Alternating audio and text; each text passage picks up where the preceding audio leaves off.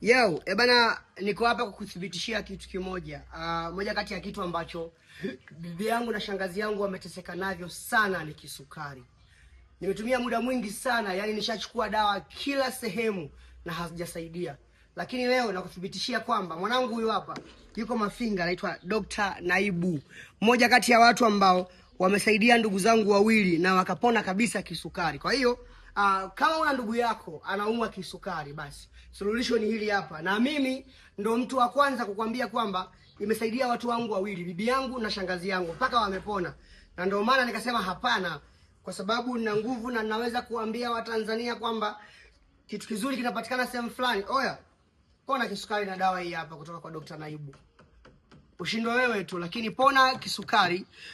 Namba zake nitakuwekea hapo chini. Na hii haitibu kisukari tu, inatibu magonjwa mengi sana.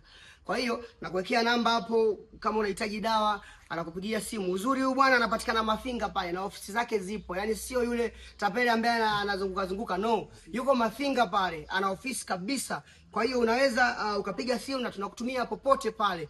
Bana, pona kisukari na Dr. Naibu yuko pale Mafinga. Namba zake nakuwekea. Mimi naitwa B2K Mnyama na nimeamua kukupa huu shuhuda kwa sababu ndugu zangu wamepona, na kuwekea namba hapo.